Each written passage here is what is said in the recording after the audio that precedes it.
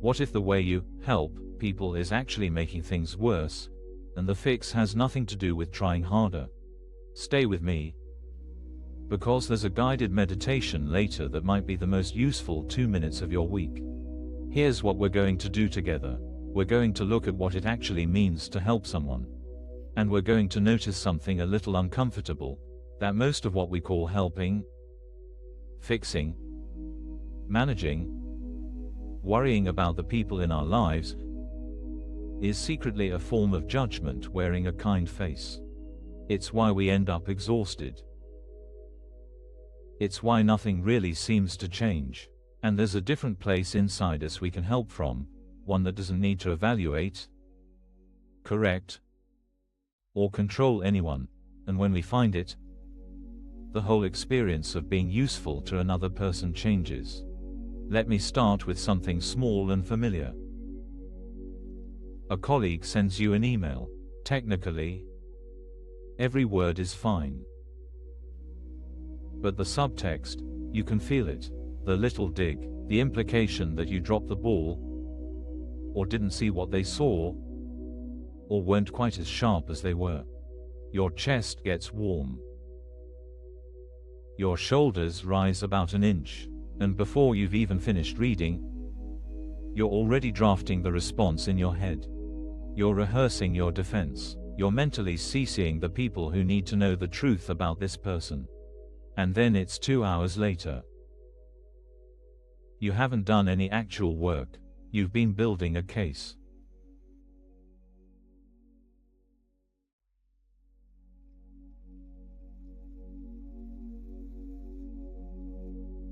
Here's what I want you to notice. In those 2 hours, you weren't trying to solve a problem. You were trying to win one. There's a courtroom that runs in our heads almost constantly, and we've appointed ourselves to every role at once: judge, prosecutor, star witness, sketch artist. Most of our thinking about other people is actually just trial prep. And it's not only with the colleague. It's with our partner who left the dishes again, the friend who keeps making the same mistake, the parent who said the thing, the teenager who won't talk. We tell ourselves we're trying to help. We're trying to figure out how to handle them, how to get through to them, how to fix the situation. But underneath, the engine that's actually running is, who's wrong here? And how do I prove it? This is the strange thing nobody warns us about. You can spend an enormous amount of energy on someone and never once actually be present with them. You can love someone and still mostly be running their trial in the background.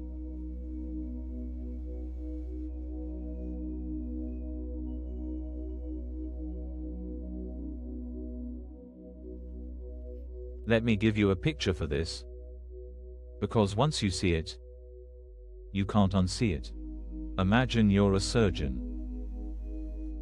The patient is on the table, open, vulnerable, depending on you. And in the middle of the operation, you stop. You put down your instruments, and you start arguing with the room about whether the patient deserved to be hurt in the first place. Maybe they were reckless. Maybe they made bad choices. Maybe this whole situation is, frankly, their fault. The argument might feel important. It might feel righteous.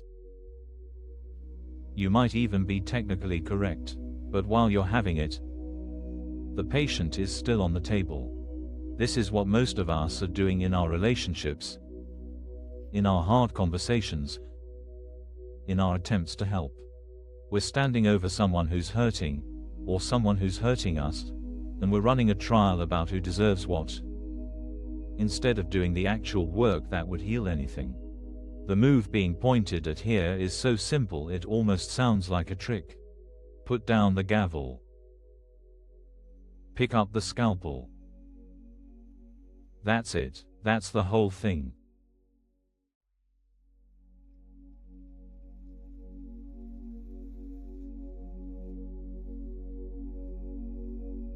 Now let's go back to the email.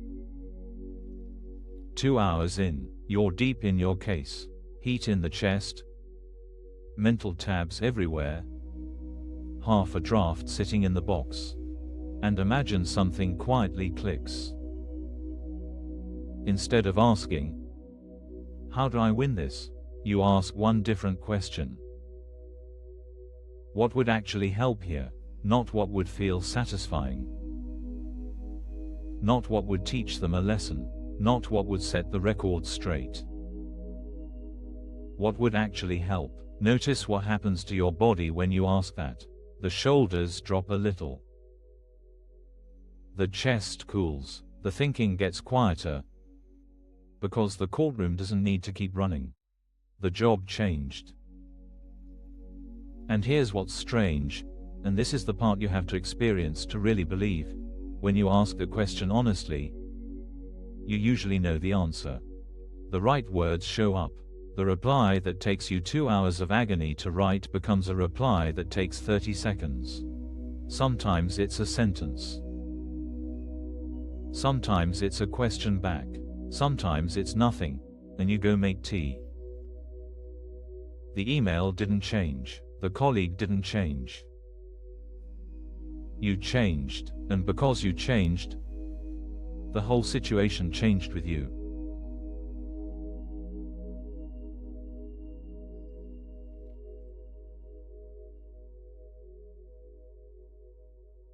This is the shift. And it's smaller than you'd think. It's the move from, "Let me fix you," to, "I'm here." "Let me fix you" is heavy.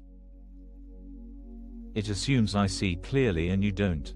It assumes I'm fine and you're broken. It carries the verdict in it before the conversation even starts. People feel that. Even when we're being subtle, even when we think we're being kind, they can feel themselves being handled instead of met. "I'm here" is different. It doesn't have a verdict baked in. It doesn't need the other person to be wrong so we can be useful. It's the posture of someone who's set down the case file and is actually in the room. And the wild part is, this is when you become genuinely helpful. Not when you've figured out the perfect intervention. Not when you've prepared the perfect speech. When you walk in already calm, already not needing to win, already willing to just be useful, that's when the right words appear. Almost on their own. That's when the other person actually softens. Because for the first time in a long time, they don't feel like a defendant.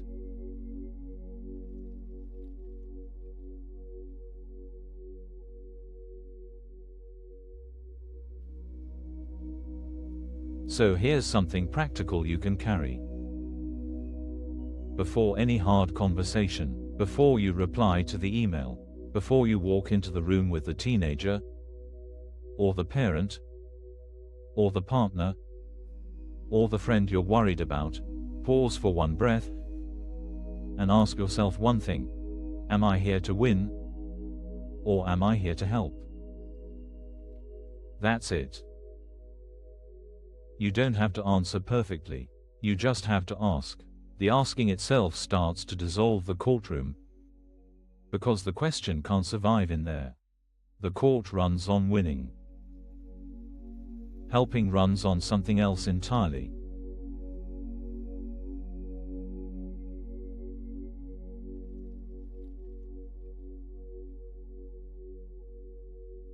And here's where it gets quietly beautiful. When you stop trying to manage the outcome of every interaction.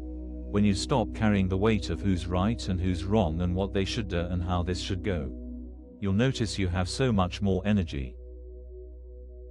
So much more room. The exhaustion of fixing everyone.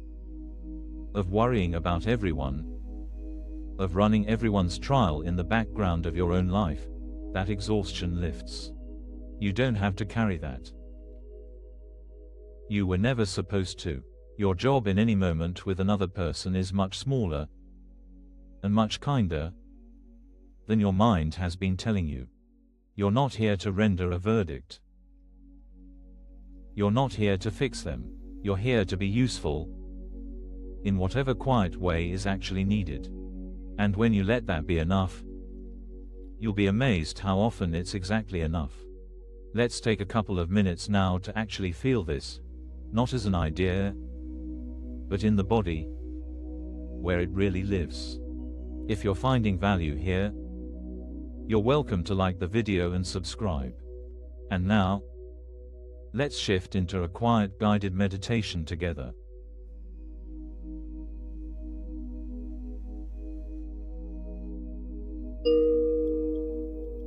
Let's settle for a moment.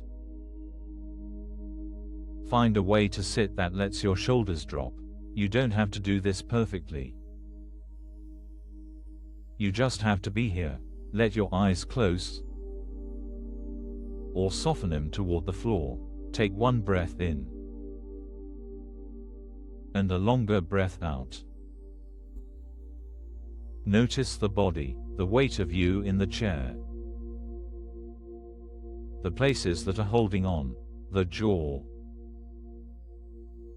the shoulders, the space behind the eyes. You don't have to fix any of it. Just notice. Now bring to mind, gently, someone you've been trying to help, or manage, or figure out. Don't grab them. Just let their face arrive. Notice what happens in your chest when they appear. There may be heat there, or pressure, or a quiet little case you've been building. That's okay. You don't have to push it away. Just see it, the courtroom, the case file, the verdict you've been preparing. And now, very gently, imagine setting it down. Not throwing it away, just placing it on the floor beside you. Feel how much lighter your hands are without it. Take a breath here, from this lighter place. Ask quietly inside, what would actually help? Notice you don't have to answer. The question itself is doing the work. Let the person you brought to mind be exactly who they are right now. Not the version you wish they were. Not the version you've been prosecuting, just them. And let yourself be exactly who you are right now, not the fixer. Not the judge, not the one who has to carry everyone's outcome. Just someone here, willing to be useful. Willing to be quiet, willing to be wrong about a few things, if it means being kind. Feel the breath move through you on its own. You didn't have to manage it.